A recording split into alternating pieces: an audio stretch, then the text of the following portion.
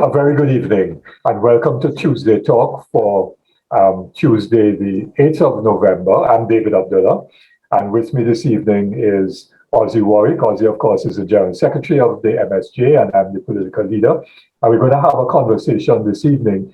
We actually were planning to have this where we had organized to have it 2 Tuesdays ago, but ran into some technical difficulties in terms of the Facebook live stream. So unfortunately, we had to abandon 2 Tuesdays ago, but we were committed to having this very important discussion on the issue of strikes and protest action as important means of advancing the fight for the rights of workers and citizens. So a very good evening to those who have joined us in our webinar, as well as, we have 2 people out of the UK. So very good evening to my good friends, Margaret Busby and Luke Daniels. Luke, of course, is with Caribbean Labour Solidarity out there in the UK. Margaret is one of the renowned publishers of books and a literary critic and so much more. So with Trinidad roots. So very good that you both have joined us this evening. And of course, a very good evening to all who have joined us on our Facebook live stream. I will be trying to check the live stream in a short while to recognize those of you who are on, and of course to take your comments and questions at a later point in time. So we're discussing the issue of strikes and protest action, and this as of course as an important means, or these as important means of advancing the fight for workers and citizens' rights.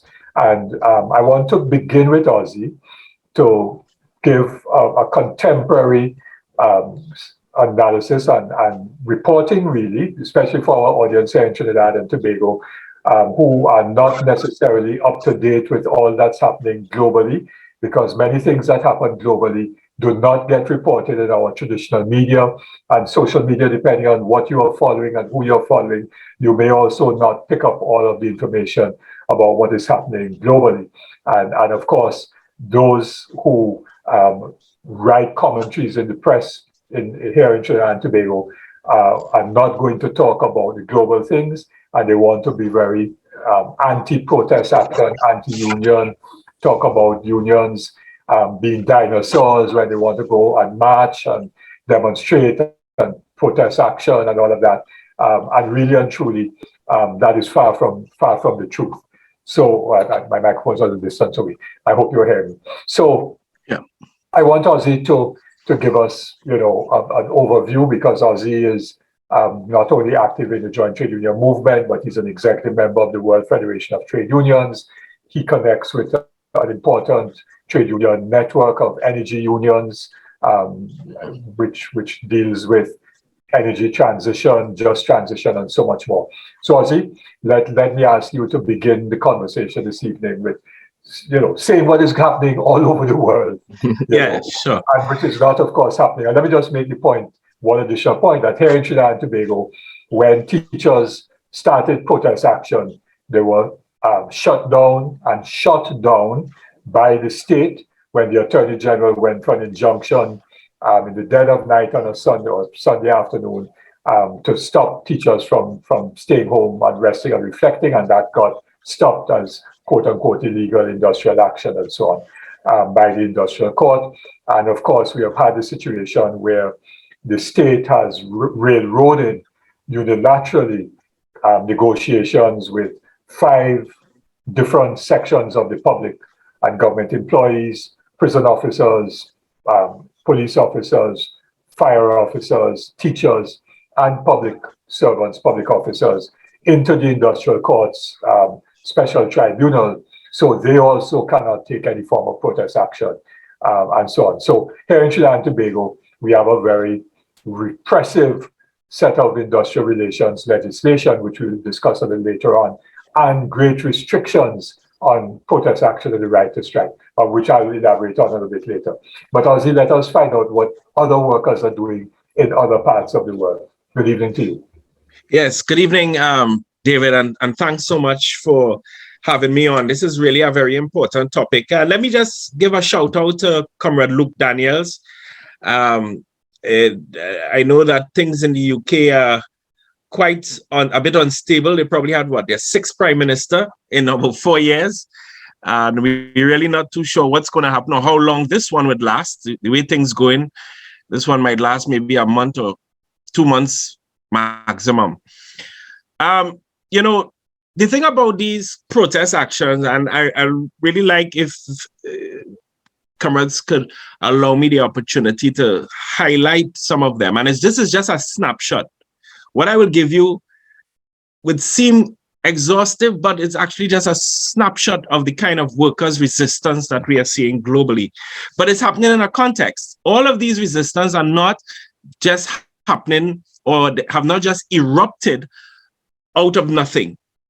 And it has to do really with the crisis of capitalism, crisis of global capitalism, and the fact that neoliberalism has failed to deliver, especially for the middle class in advanced capitalist economies, the United States, UK, and Europe.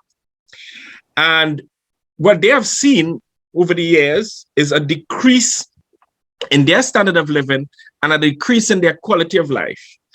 And now with this sort of deep and prolonged interruption of the economy-wide circuit of capital, which is what is happening, therefore creating this crisis of deficient surplus value and a profit squeeze, then capital is attempting to squeeze and extract more surplus value out of workers. And the fact remains is that workers are saying enough is enough, and that really we should not have to bear the burden of an economic adjustment again. Now, in Trinidad and Tobago, we have this tendency to say that, well, the crisis is happening all over the world. I mean, you hear it in terms of the blogs, you hear it on social media, on the radio programs, especially by the apologists of the government, that, well, fuel prices is raising everywhere, cost of living raising everywhere. But what they don't tell you is the other part of the equation. What are workers everywhere? How are they responding to the crisis of capitalism? So I will just give a snapshot. For example, today, you had air traffic controllers in Greece. They are now on strike. In fact, tomorrow in Greece, there will be a general strike. We had just yesterday, in Kenya Airways pilots, they went on strike. We had in the US, vehicle maintenance workers in Orange County, California. On the 3rd of November, that's just a couple of days ago, they went on strike. And even though there was this settlement in terms of one of the railway unions in the US, that is, you have a second railway union that rejected the deal, and they have voted for a strike action. You have teachers in Seattle. They have been on strike. And then in Canada, 55,000 education workers organized by the public sector union, CUPE, they went on strike now over the last week. In fact, teachers from many countries were going on strike, as well as healthcare workers.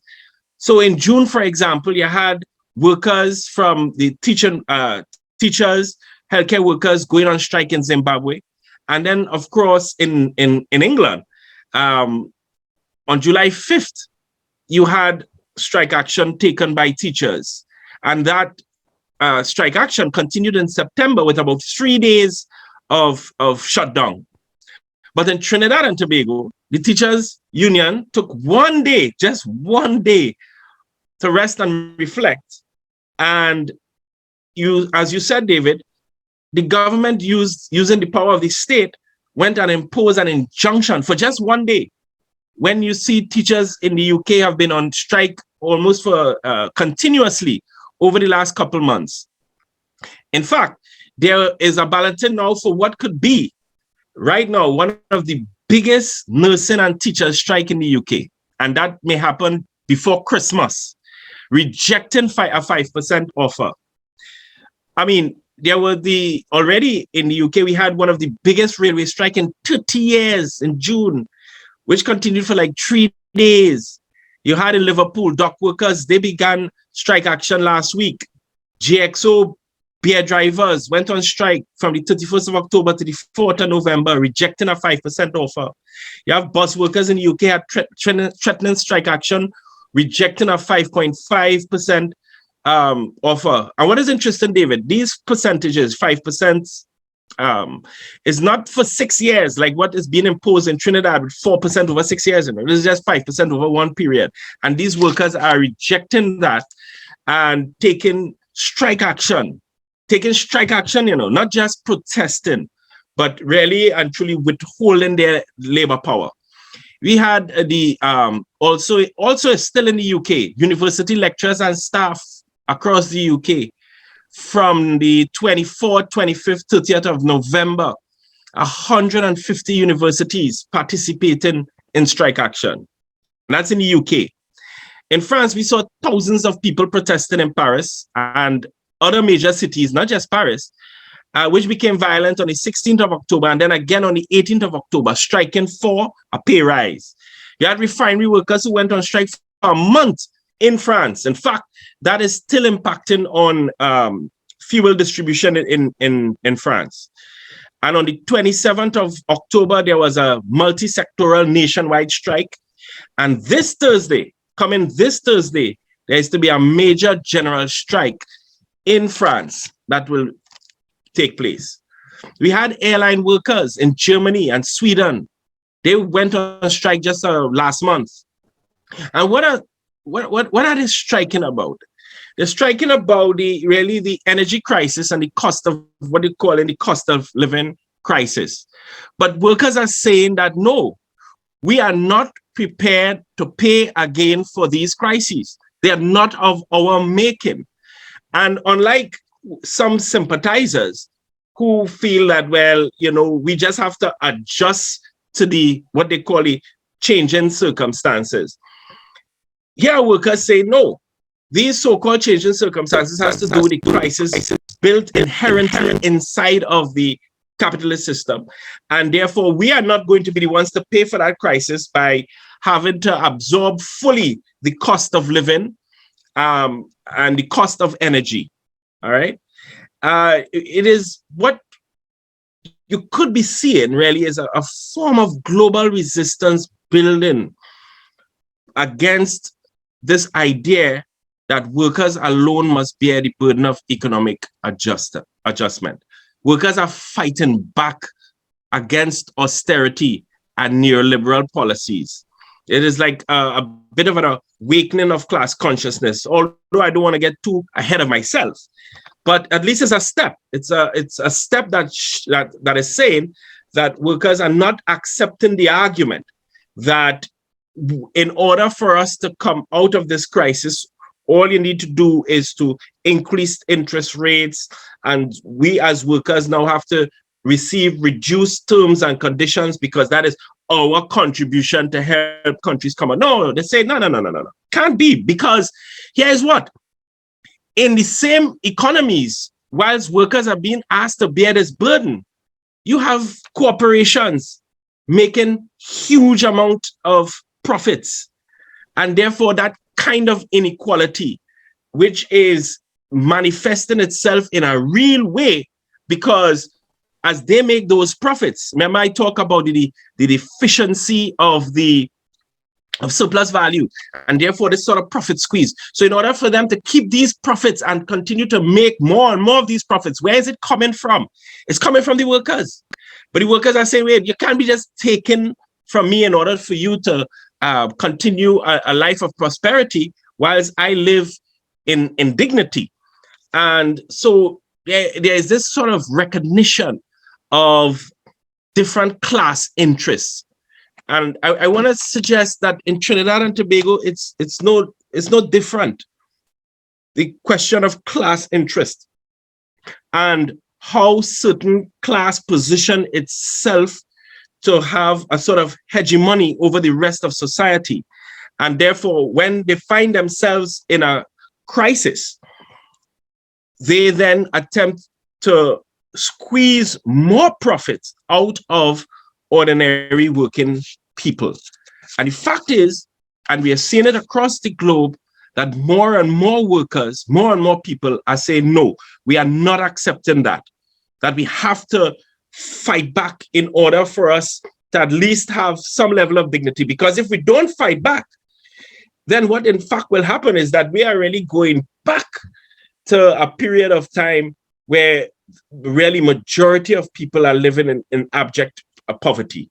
And that is the road that we are going here in Trinidad and Tobago. If we ourselves do not engage in a process of fighting back. Now, the thing about protest action as well is that it is fundamental to democracy because it is a critical freedom of expression of dissatisfaction. And that it's not only around elections time, that is a mechanism in itself, but it's not only around elections time that a citizen will have the constitutional right to exercise or express the dissatisfaction, but rather you have protest action which is protected by the Constitution.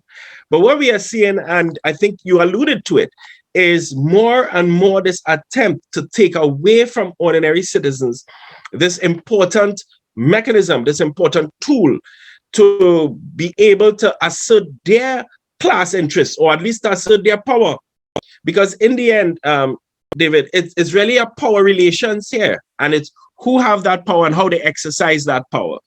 And I think that, we have to come to terms with the fact that we are in a power struggle, and that engaging in strike action and protest action is one of the only ways in which ordinary working people can exercise their power in that power struggle. I guess as I, sort of continue on this discussion, let me just throw in on this whole question of the COP27, right? So you have number of governments, corporations meeting in Egypt to discuss the climate crisis. But one of these things that I find interesting is that there isn't a real discussion at the heart of what is the root cause of the climate crisis. And the root cause is capital and its insatiable appetite for growth. It cannot function without reproducing itself, and reproducing itself to do what? To create more profit and more profit. And that is what is driving the climate crisis.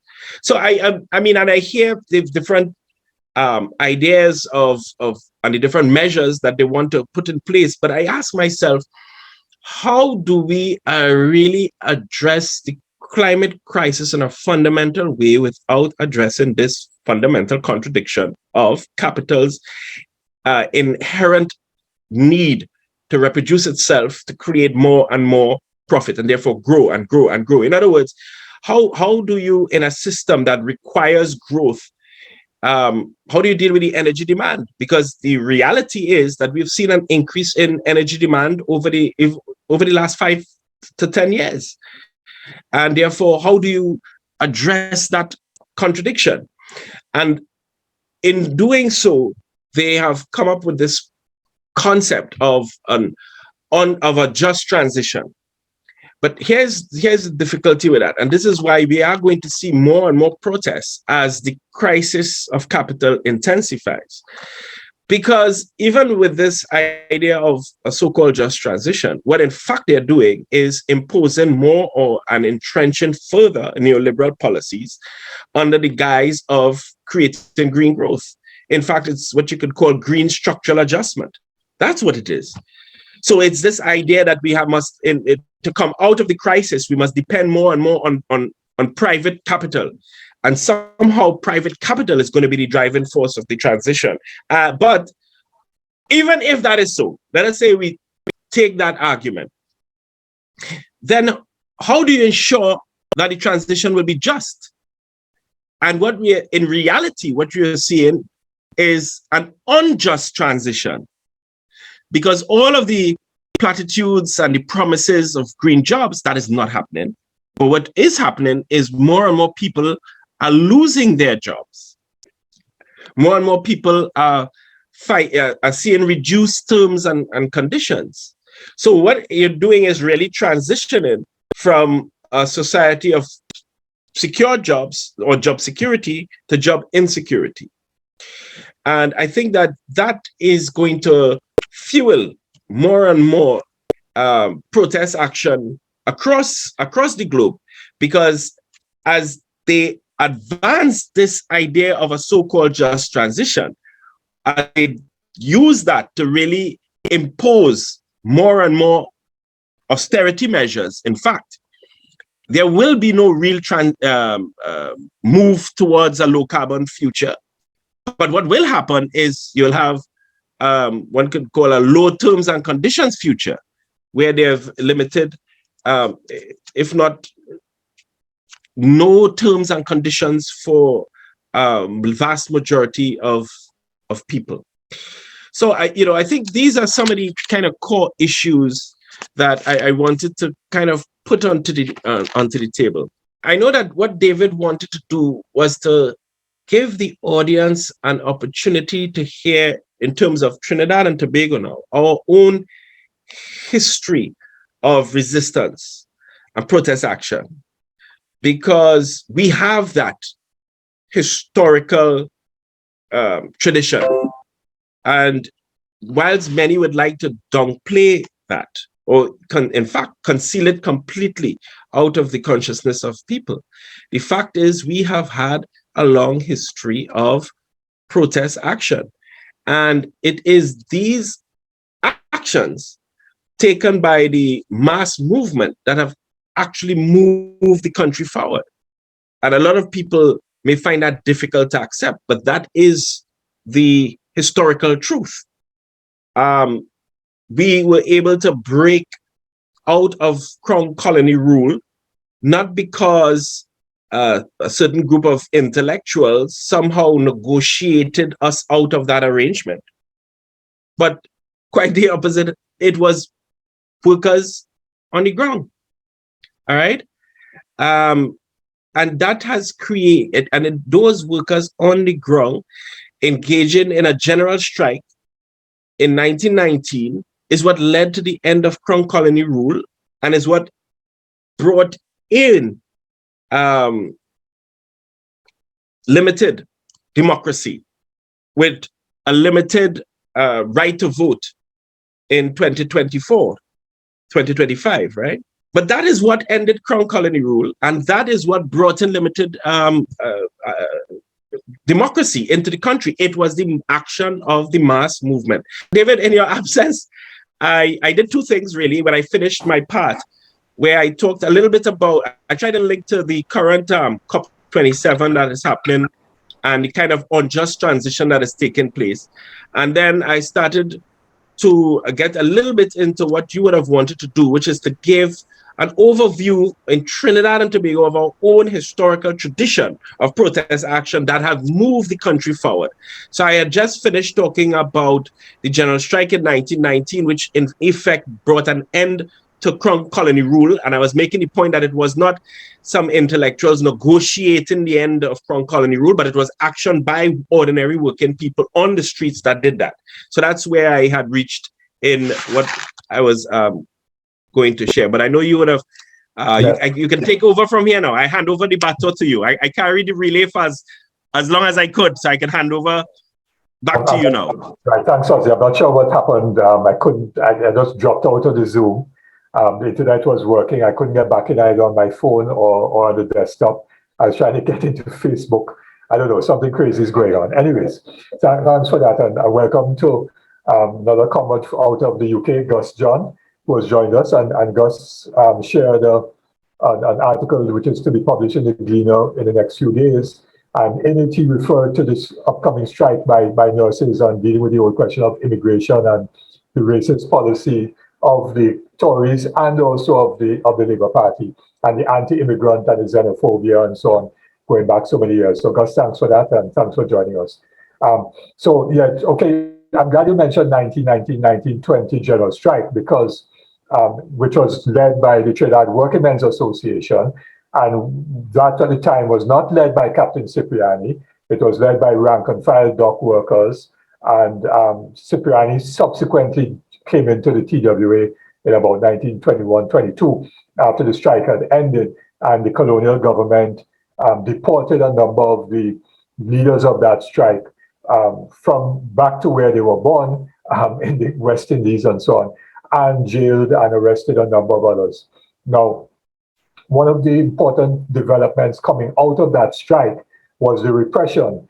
And so you had the Strikes and Lockout Ordinance, which banned all strikes.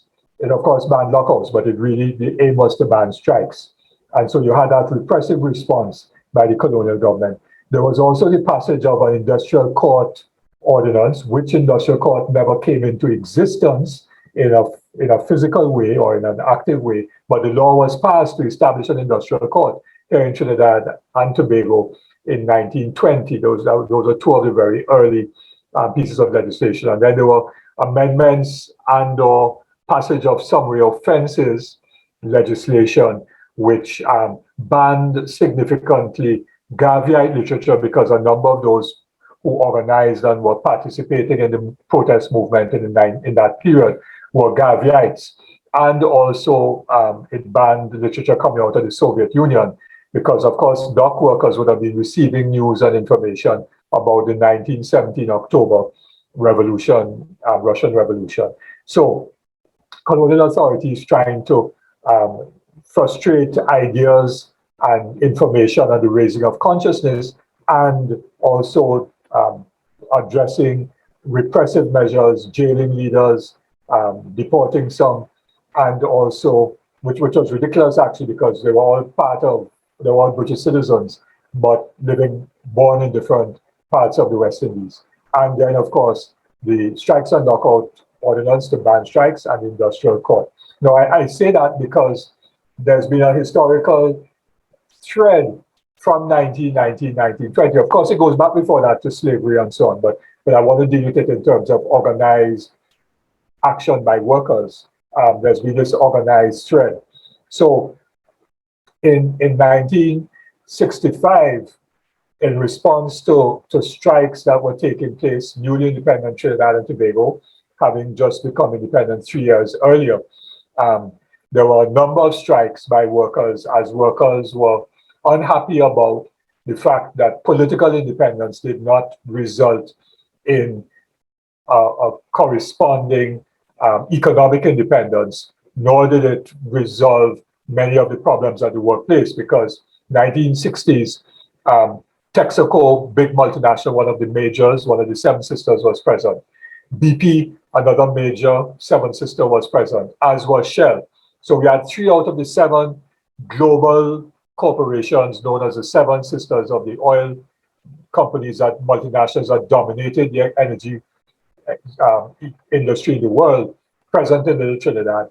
And we had a number of other multinational corporations. The banking sector was controlled primarily by Canadian capital, Royal Bank of Canada, Canadian Imperial Bank of Commerce, Bank of Nova Scotia, and others were present. Bank of Nova Scotia, I mentioned that one already. The insurance industry was also dominated by Canadian capital. And then you had, of course, manufacturing companies, Unilever and others being present here. So in this context, workers were very restless, and there were a number of strikes. And Eric Williams in 1963 established a commission of inquiry into subversive activities in the trade union movement. Same kind of approach, ban Gaviite literature, ban communist literature, but he was now looking for communists on every rock and so on. And so he brought in someone from Ghana, one person by the name of Banifo, similar to what the British did in the 1930s of bringing in English people to establish commissions of inquiry into what was happening with workers. So the Banifo Commission of Inquiry was into subversive activities in the trade union movement, primarily to attack the newly elected rebel leadership of George Weeks and George Weeks Workers Trade Union. And of course, George was very close to radical political activists like John O'Rose, who Gus and Margaret and the others know very well from London, but we of course knew him from Trinidad too. And Lennox Pear, his comrade, and others, and looking into other trade union leaders and other radical political figures who were legal advisors and economic advisors to the trade union movement. That Mbanifor Commission of Inquiry that report was not made public until 1965, when Williams brought the Industrial Stabilization Act to Parliament that was passed in a day through both houses of Parliament and assented to by then Governor General Sir Solomon Ho-Choi while he was looking at cricket in the Oval. And the significance of that, three things of significance. Firstly, Williams laid the Mbanifor Commission of Inquiry in Parliament as a means of justifying the passage of the ISA. Secondly, was the rapid speed with which that law was passed. Thirdly, was the fact that the ISA banned all strikes, just like the 1920 colonial law did in response to the strike movement. And this time, and also established an industrial court, as in 1920, but this time the industrial court actually went into effect. The other thing is that one of the local elites, local comprador capitalists, Ray Lange, who was a senator, Ray Lange, speaking in the Senate on the debate, said, and I'm kind of paraphrasing pretty well, but paraphrasing, this is a red letter day for Trinidad and Tobago, because when the red, white, and black came down, when the Union Jack came down and our own red, white, and black went up on that August day, referring to August 31st, 1962 of independence, 3 years before, there were many of us who viewed that with great trepidation. He was speaking about himself and the other local capitalists. Viewed it with great trepidation because we did not know if we could handle our own affairs without recourse to the battleships that had been brought in to deal with previous labor unrest in 1937 and, of course, 1903 with water riots and on other occasions. So that was Ray Lange.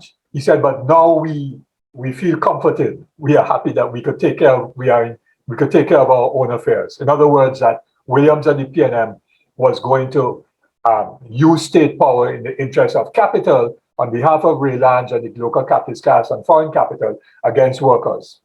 Now, that ISA was the beginning of the process of undermining and denying workers' right to protest because it banned all strikes. Now, workers didn't take it on because the culture was still of strikes. And there was a famous strike by workers at Sisson's Paints, located just off the highway, represented by the Transport and Industrial Workers Union. And the workers went on strike. And the Transport and Industrial Workers Union was charged in the Magistrates Court in Chaguanas for illegal strike action.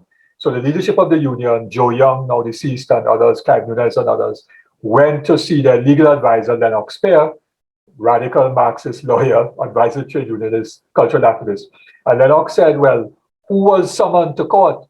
And Lennox said, he was told the Transport and Industrial Workers Union. And Lennox said, well, who is the Transport and Industrial Workers Union?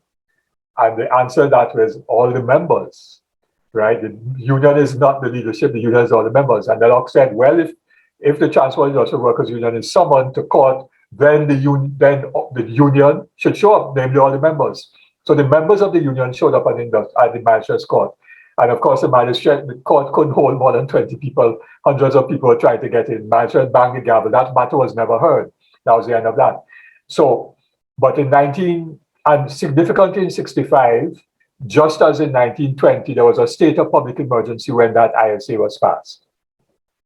Now, in 1972, during the second state of emergency, the first one was declared on 21st of April 1970, but there was a second state of emergency declared in November of 71, which went on to June of 72. And during that second state of emergency, when Weeks and Clive Nunes and others were in political detention, and other persons who were involved in the Black Power movement were in detention, the Industrial Relations Act was passed. And when the IRA was passed, it amended the ISA in that it allowed strikes, but in limited circumstances, so that they then categorized the difference between a rights dispute, which is a collective issue, and an individual matter like a suspension or a dismissal, a promotion, or an interest dispute, which is like a collective agreement. And unions were allowed to take strike action legally over an interest dispute, but only after the matter got to a certain point when it was referred by the Ministry of Labor to the Industrial Court. And you had 7 days within that time to take strike action. So the employer would know when you take strike action. And not only that, there were sympathy strikes were outlawed, and also workers in essential services could not take strike action. So very few workers in Trinidad and Tobago have the right to strike, and you could only take strike action in limited circumstances, and so on. Now, from 1972 to now, that's what, 60 years, is it? 50 years? 50 years? 50 years? In those 50 years, the consciousness of workers, Ozzy, has been badly affected. And I remember in the ODBQ, we had seminars trying to get workers to say, this IRA, we have to forget it. We have to break the IRA. We have to get rid of it because it is an albatross around the back of workers. So workers no longer engage in struggle at the workplace to resolve problems.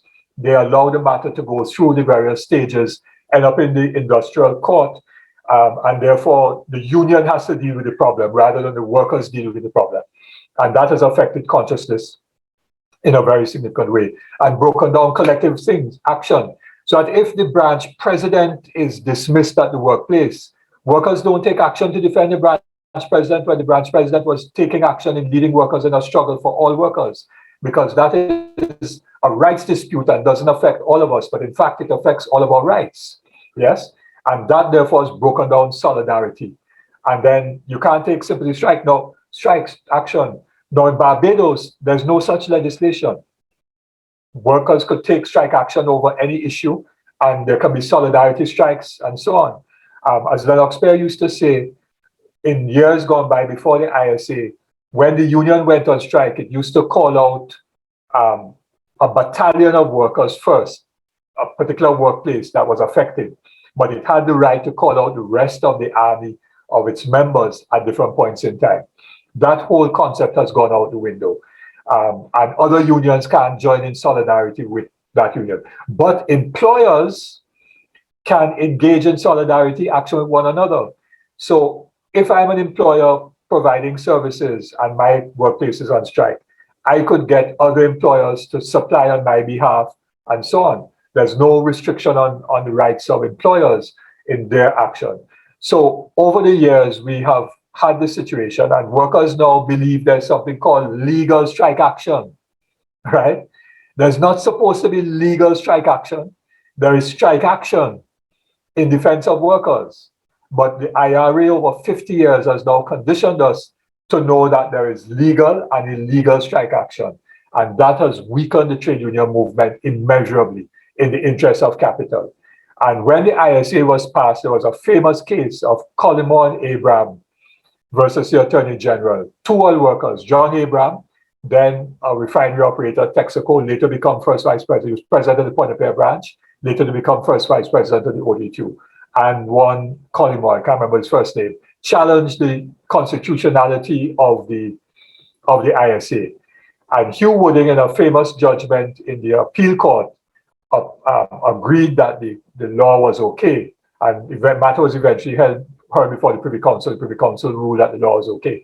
But Wooding said that the pendulum had swung too far in favor of workers with all these strikes, and something had to be done to restore balance. Well, no, the pendulum has swung way, as you're describing, with neoliberal policies on the side of capital against workers. And therefore, that has to be changed. But that is one fundamental task of the trade union movement and us as a political movement to change that IRA. But it's not going to be done by the parties that we have, because the parties that we have in government and opposition serve the interests of the capital. So I thought I would just trace the history from where he left it in 1919.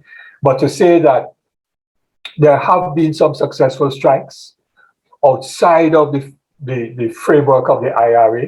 In 1975, workers at Texaco, then Texaco oil workers, went to pray. They didn't go on strike. They went to pray for peace, bread, and justice. George Weeks called them out to pray for peace, bread, and justice in a struggle against Texaco. And that was a time when oil prices had gone up after the 1973 Suez Canal blockage, and OPEC did the thing with Gaddafi in the lead, and oil prices jumped up, and the companies were making big profits. So oil workers demanded, quite rightly, a big wage increase, and Texaco denied that. And they stayed out, I think it was for 57 days. Didn't work for 57 days. The union was never charged for illegal strike action for that. So that was an important struggle. But we've had others. Tea and Tech workers in 1982 in the power station B, Port of Spain. The operators stopped work because of problems, and the company dismissed, I think it was 8 or 9 of them. And the commission dismissed 8 or 9 of them, I think. This was in 1982. And Lennox Spear, deceased, and Alan Alexander, our lawyers, advised the union very quietly to do what we had to do to engage in solidarity. So all Tea and Tech workers actually stopped work for several weeks. And that, quote unquote, was an illegal industrial action. But the government was thinking of trying to throw the book at the union by charging the leaders of the union under the IRA and decertifying the union, but they didn't go that far. Eventually, the work stoppage ended. The workers eventually got back their jobs through the industrial court, but one of them committed suicide while he was unemployed before the court ruled in his favor. So that was another important struggle outside of the realms of that. And 1989, we had a very successful one-day general strike when all the unions at the time stopped work for one day, except for essential services, which continued to run. There was just a one-day action, but workers came off the job. And there have been wildcat struggles constantly, particularly in the oil industry, for short periods of time. And there were major strikes in 1989 by all oil workers, starting with Trintopec, and then Trintoc, and then Texaco. I think that's how it went, or Trinma, and then Trintoc. And that strike went on for several weeks over pensions and other negotiations. That was a very successful strike. So we have had successful strikes. There were major strikes in 1984. Unilever workers went on strike for several months. Fedchem workers went on strike in 1979. That was a famous strike, or 1980, I think it was, a famous strike. They went on strike twice. They were locked out once, they went on strike. There was one important strike when Fedchem workers went on strike just before Christmas. And when George Weeks said, well, come on, Christmas going into Carnival, going into Easter, you prepared to take that? And the Comrade said, struggle have no season. That was an important phrase. But those were years ago when that consciousness was there. And we have to get back that consciousness in workers. So I just thought I'd give some examples of important struggles. During the 1984 period, Unilever workers were on strike. Workers at Stag were locked out. McInerney workers were locked out. Texaco workers went on a shutdown outside of the framework of the IRA and so on. And Errol McLeod was first vice president and acting president general of the WTO, because George was in London at the time. Errol made the famous statement, settle all the negotiations now. And Errol Mahabir, who was Minister of Labour, said that is preposterous. That was a famous statement. But we had what was called flying pickets, because we had learned from the mine workers' struggle in the UK from our comrades like Gus John, who is on with us, and from John LaRose, and from Dave Fikert, another comrade from London, who was the education officer, research officer of the National Union of Mine Workers. When Scargill had those major mine worker strikes, they used to have flying pickets. So they would go from mine to mine in a picket action. So we had flying pickets here in Trinidad in 84, 85.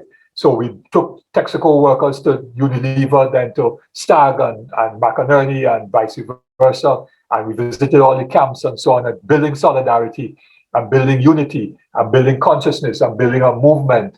And that was very important, because all of that was laying the foundation. And we had a lockout at CPI and so on, Caribbean Packaging Industries, and occupation at Bermudez. There was a factory occupation at Bermudez 13 workers were jailed, including Monica De Matos, who was then pregnant. She was the branch president, branch secretary of the branch at CPI and so on. So it was a period of great intense fight back by workers in the 80s against structural adjustment, which we now call neoliberalism.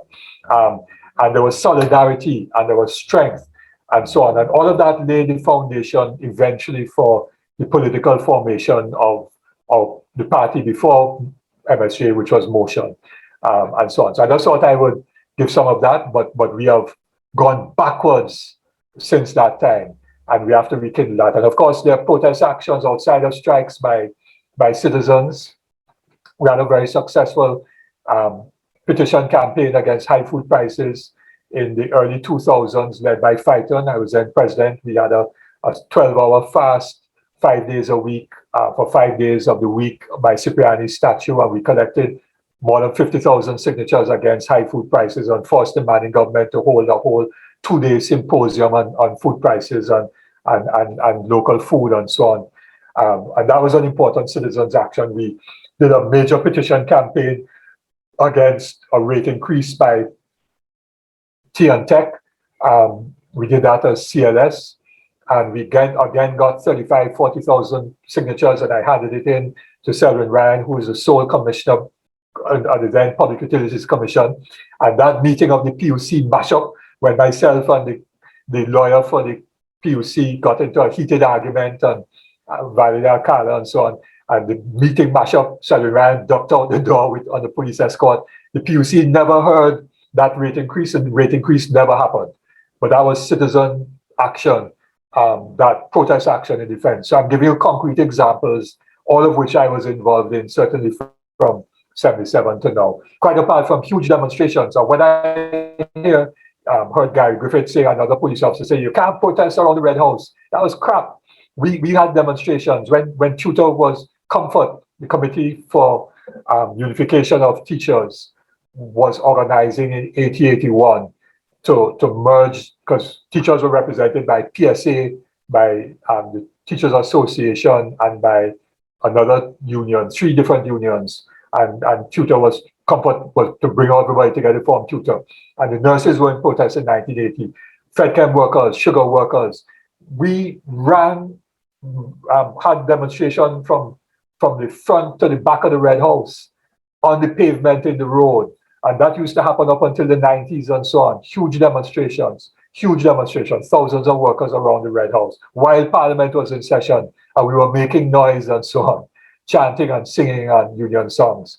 So all this thing about protest action being illegal and you can't picket and all kind of, the state has become very repressive, and that has seeped into workers' consciousness and citizens' consciousness as well. And we have to do something to reverse that. So I just thought I would give some of the contemporary things, Ozzy, and my sense of the reversals. Yes.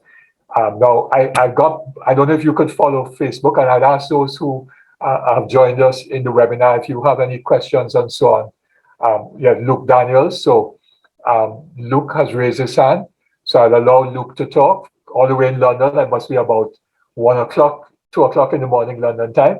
Luke, go ahead and speak. Oh, great. Hey, guys. Thanks for having me at this meeting. It's a real joy listening to both of you and getting updated with what's happening in the region. Only last night I attended a Camden Trades Council meeting here in the UK. And this is a body, the kind of community group that comes together, all the different trade unions come. We had something like 7 different trade union representatives at this meeting. As Caribbean Labour Solidarity, we were afforded observer status. So, I can't vote the effects of anything and so on. But, and they're affiliated to Caribbean Labour Solidarity. Now, my objective at the moment is to try and get as much of affiliations from the different trade unions, not only as a way of raising funds for Caribbean Labour Solidarity, but also about having that political solidarity when we need to take action to do things. Now, listening to the situation that you've described in Trinidad, it's very scary, really, that, it's almost impossible to take action to enhance workers' rights and pay and so on. And it's so much different over here in the sense that, you know, the trade unions on the street, they can organize and get other unions joining them and taking action. We at Caribbean Labour Solidarity, we're trying to join with as much of the action on the street. And we get that support back from the unions. Like recently, you might have seen that we picketed the Canadian embassy here in the UK, London, because of, you know, what's happening in Haiti and the UN wanting to send in troops, or the Americans and the Canadians pushing for troops to enter Haiti again. And there's tremendous support that we're receiving from our trade union comrades here. Now, I just thought there's some way, and I think, as you said, you know, you just got to break that mentality that you can't, you know, take action, that it's illegal and that kind of stuff. And I started to think, well, how could we support you in Trinidad? Because, you know, some of you might remember that Caribbean Labour Solidarity actually got founded or started because of trade.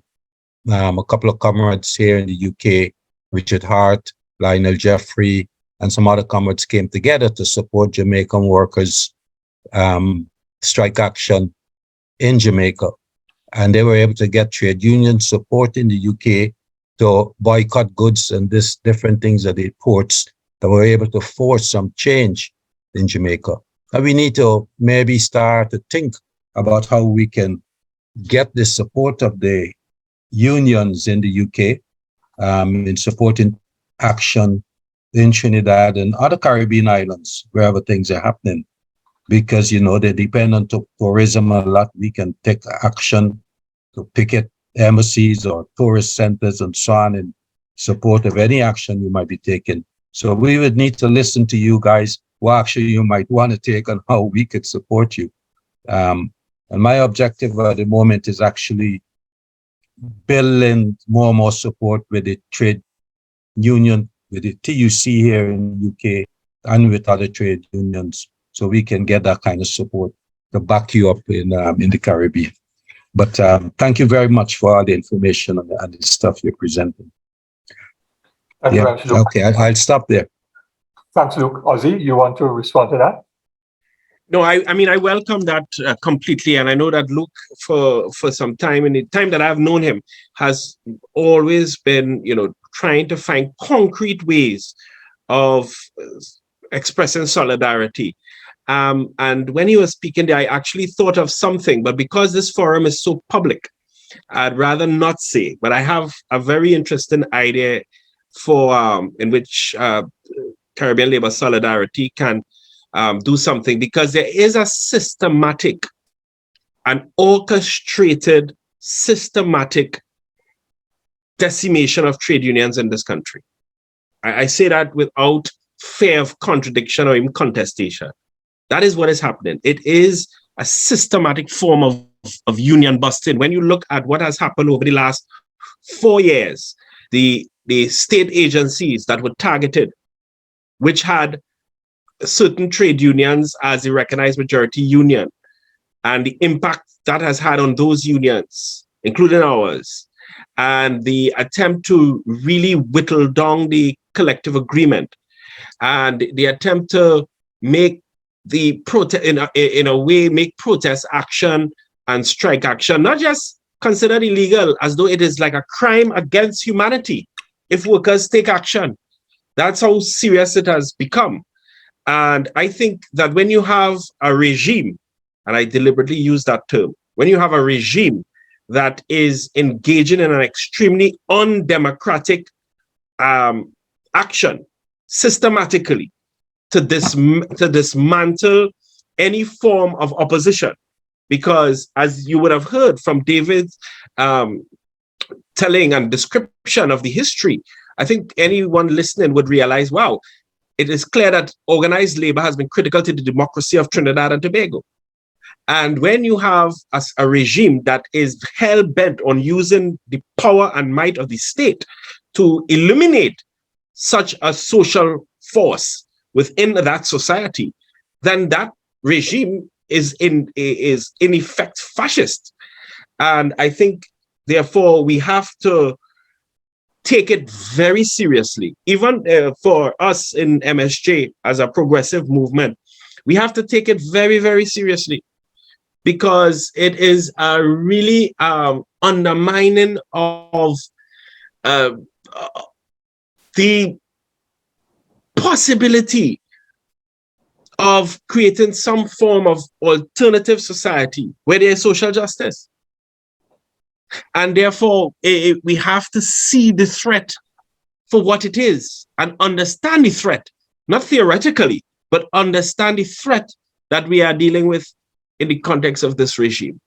And therefore, I take Comrade Luke's intervention very serious. And I will definitely be in touch with you, Comrade Luke, very soon for something that I think you all can do on that side of the Atlantic to assist us in dealing with this regime. Thanks, Ozzy. If there's anyone else who are participating in the webinar would like to say anything or ask anything, of course, you could type it in the chat or the Q&A, or if you raise your hand, I will certainly, allow you to speak. So while I'm waiting for that, I don't know if, Ozzy, I haven't been able to follow all the comments because I dropped off for a little while. If there are any comments on Facebook, I mean, I know quite a few people made comments, but whether they were just greeting us, 20 odd people made comments. So I didn't see any specific questions on the Facebook feed as such. We are up to almost 8:30. We normally try to end in an hour, but if there are any other specific questions also you picked up on Facebook, then certainly we'd like to respond to that.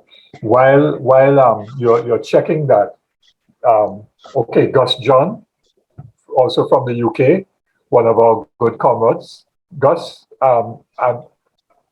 you just need to unmute your mic. Yes.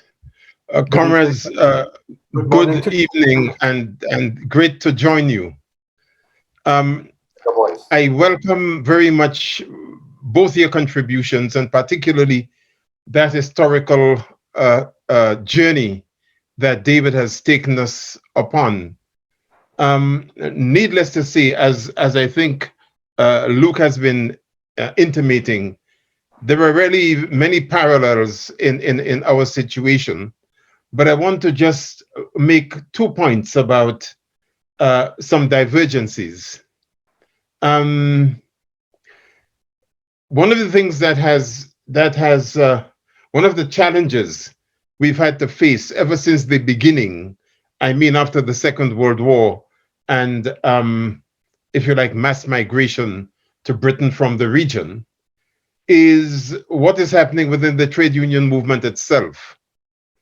And that's been pretty what's the word, mixed, in the sense that on the one hand, while there was a lot of solidarity within the trade union movement for the challenges, particularly in relation to racism that we suffered, there was also a lack of appreciation of the fact that our challenges, our struggle was not just in relation to pay and conditions in the workplace, but the way we lived our lives generally within civil society.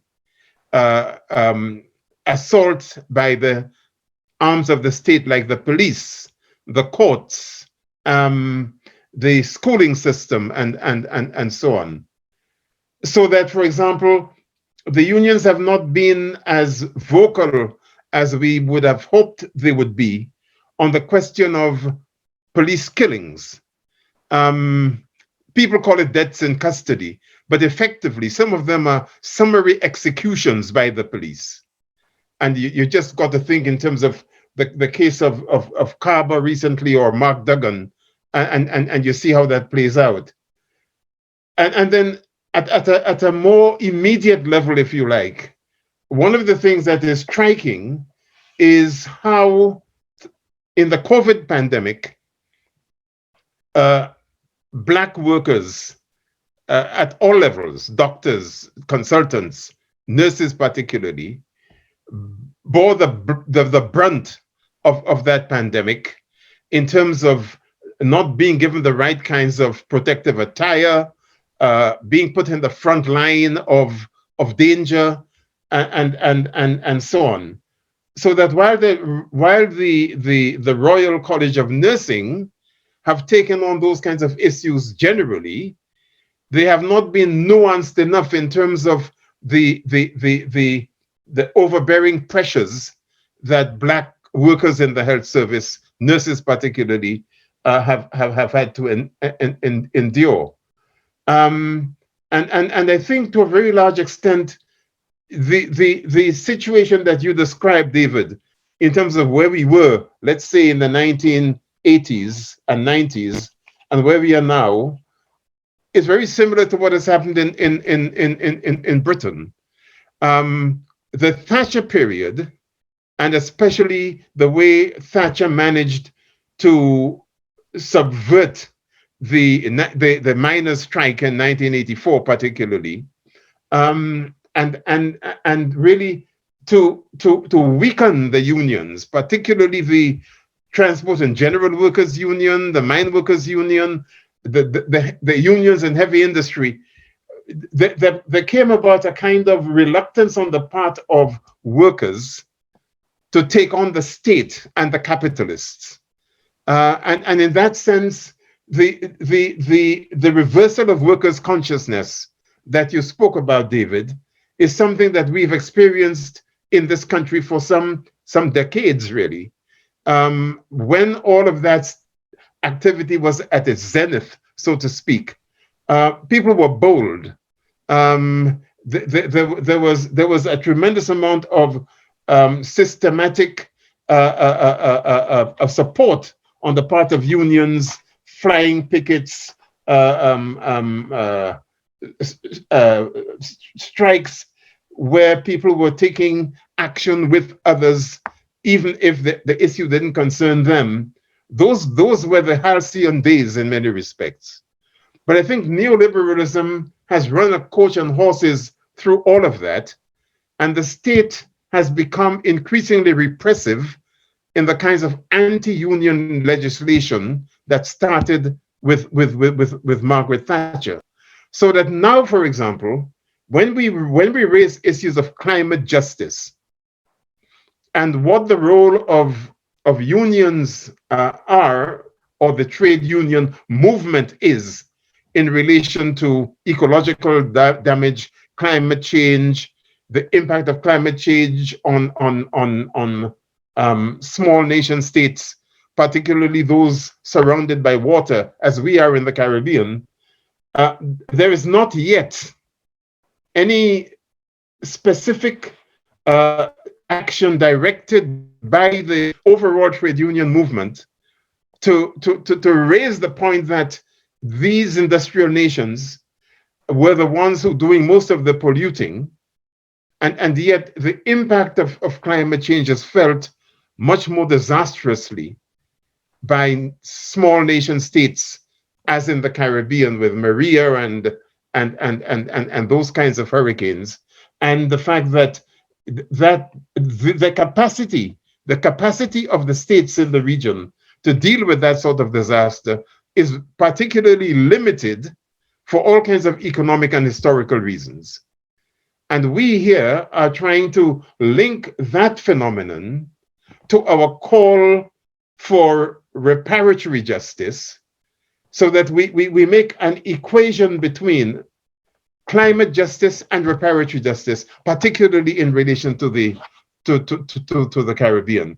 And I think there are very many ways in which our struggles and action on those issues have got to join up with your struggles where you are, for similar reasons, because the state in both regions, so to speak, both here and in the Caribbean, you mentioned, what's been going on in the state in relation to Trinidad, is performing quite the same kind of function. And so the international workers' movement, how it defines its role, what it sees as its trajectory, becomes critical at this moment.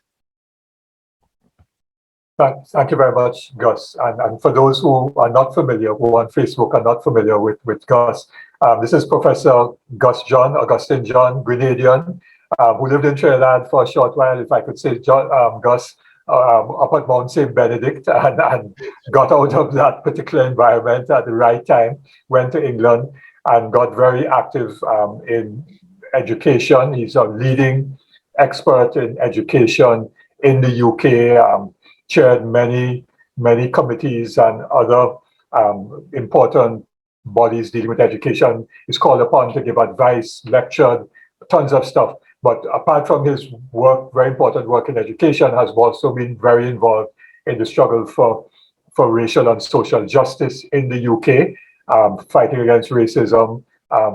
Very close friend and comrade of John LaRose in all those struggles for racial equality, around education equality, the international book fairs of radical Black and Third World books, of which, of course, Margaret Busby was an integral part of those processes, and so on. And I've known Gus for, 45 years or so now, Gus, or thereabouts. Don't give out all the ages, please. So, good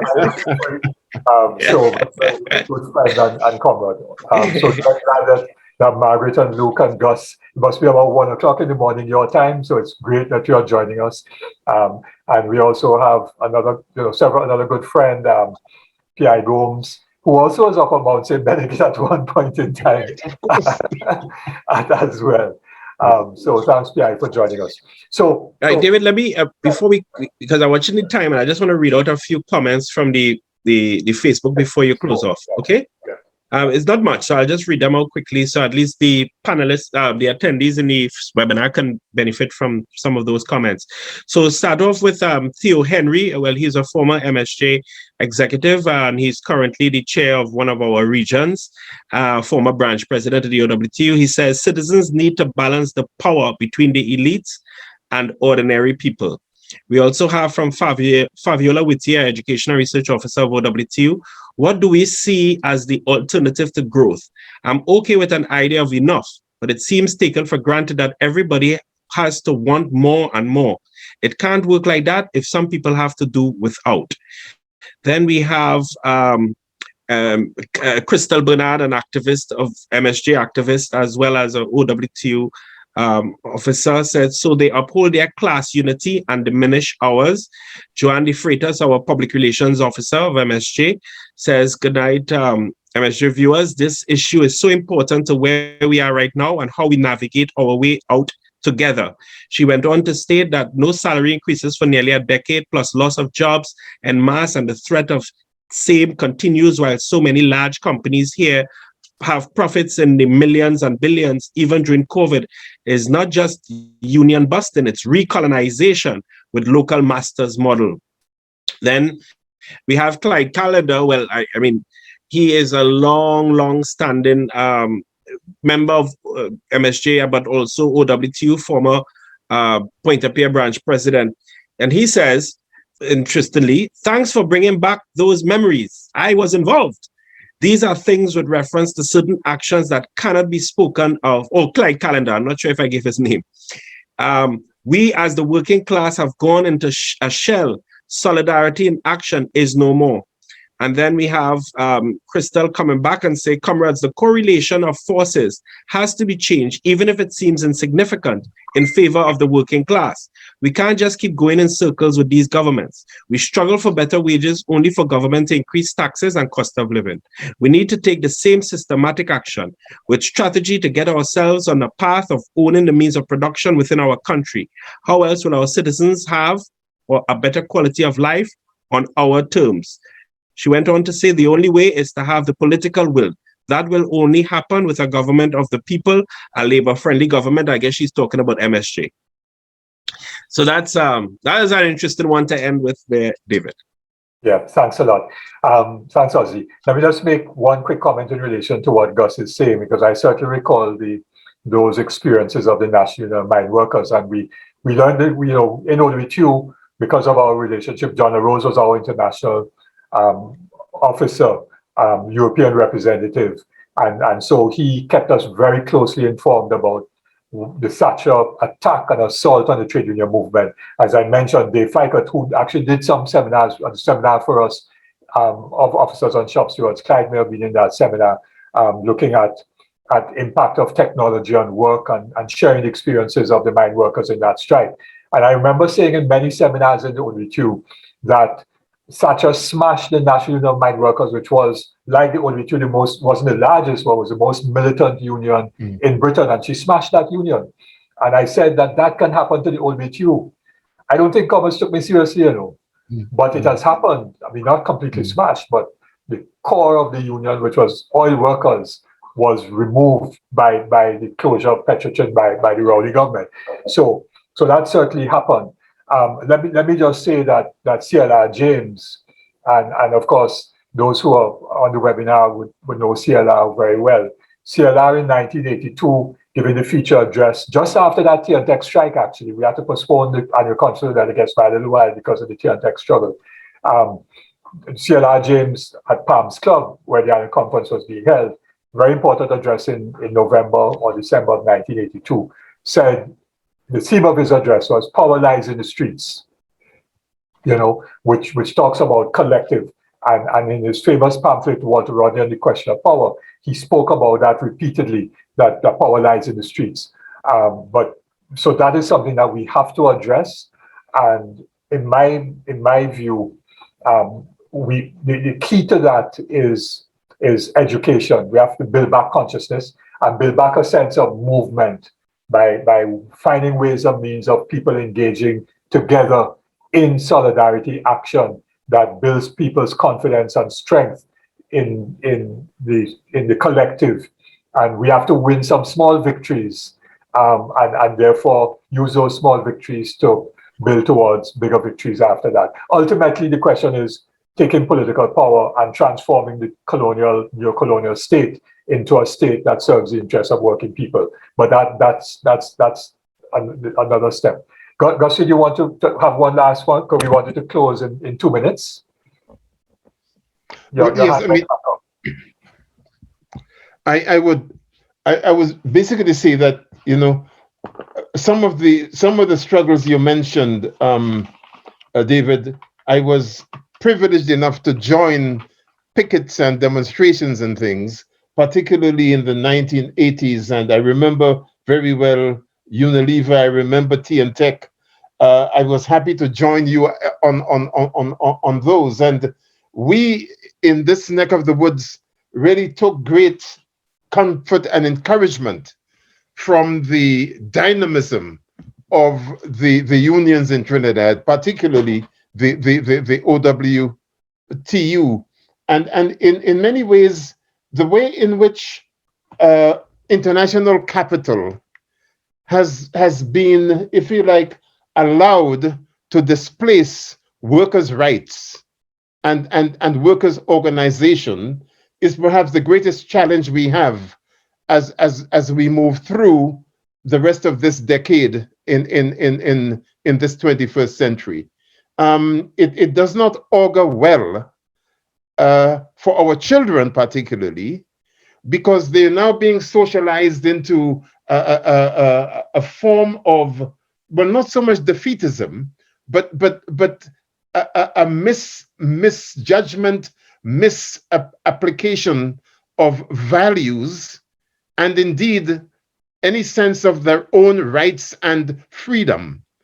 So in a sense, what people of my generation and all of those people, George Weeks and yourself and others, fought for is not sufficiently understood by them, and therefore they have no compass in terms of having a vision of the society they want to see and how to get there, having regard to our political advances as well as our defeats.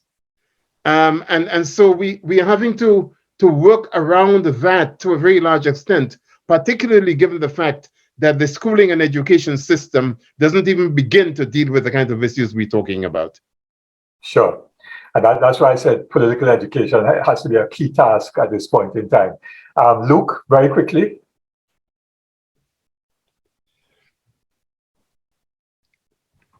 Luke, you have to unmute your mic.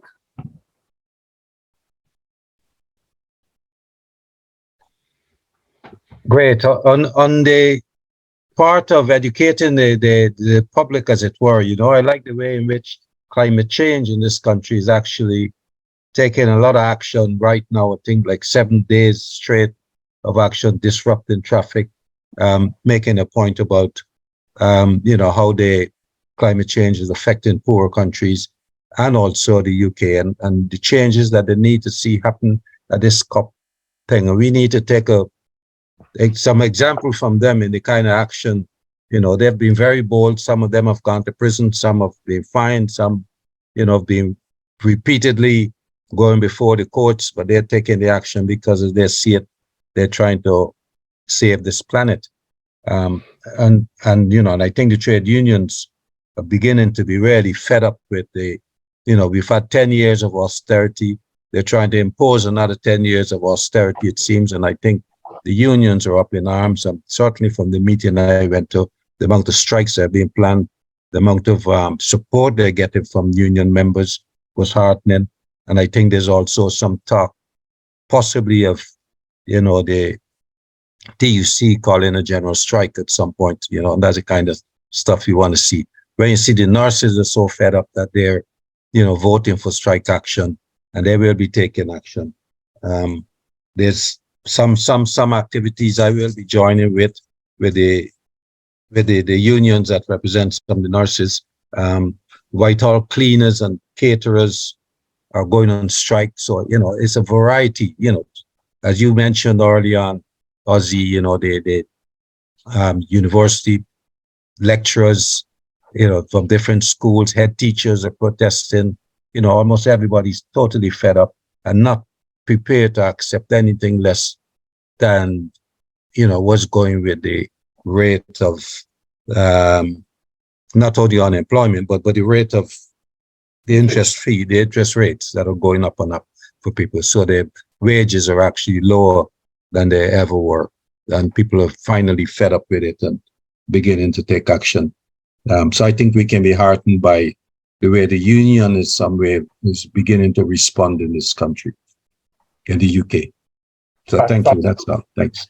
Thanks, Luca, and for giving additional information about different sectors of workers. That's very important for us to be able to share here, Ozzy, in terms of how workers are responding elsewhere in the world, and so that we could change the false narrative and the lies that unions taking protest action that's wrong and dinosaurs are outdated when we are the only ones who are not doing it because of the law and the action by the state. So we have to change that narrative and change consciousness. So Ozzy, I don't know if you might want to just make a quick comment about unions and climate justice and just transition. I don't know if you want to do that. No, I actually, when you were off, David, I took the opportunity to talk a little bit about that. Okay. I did talk about I did. Okay. Yeah. But any last thought, Ozzy, at this point? No, I think key to it, of course, is, as you said, political education in order to build consciousness. There's no other path.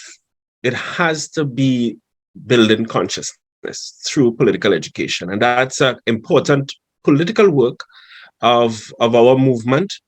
It's hard work. It's a lot of hard work, especially now we have to contend with the era of social media, misinformation, the beyond truth kind of era. But it is absolutely necessary in order for us to have a future that has hope for our children and our children's children.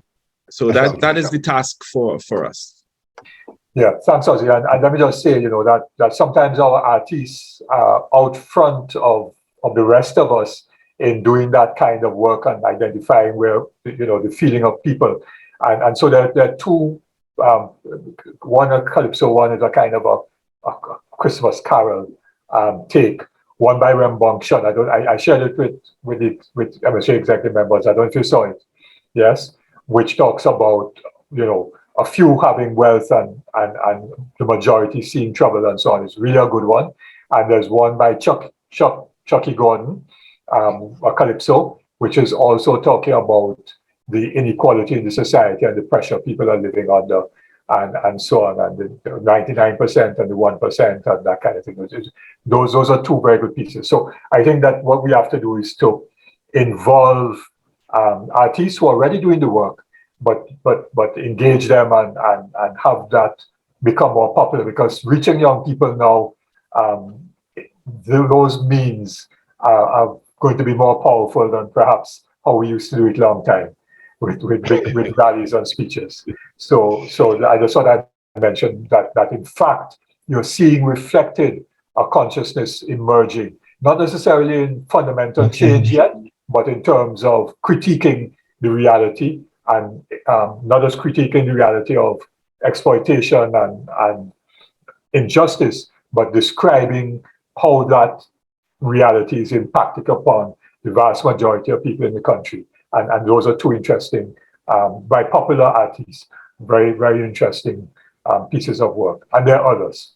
Okay, so with that, I think we've had an excellent discussion. What we now have to do is, I did share it with the media, and we'll share this call with the media. Hopefully they'll pick it up and begin to popularize it. But we ask everyone who's on join us, and I took a note of the names, can't call out the names now, but thanks for joining us.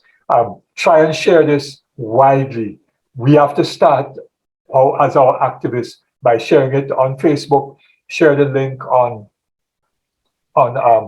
your WhatsApp networks and so on, so that this information and analysis could go out very, very widely. Let us make this viral. That is part of the way of raising consciousness and rebutting the false narratives that are out there. So thank you very much to those who joined us in the webinar, especially those who joined us all the way from London. And thanks to all who joined us on the live Facebook stream. Have a very good night. Ozzy, thanks a lot. And Luther, continue.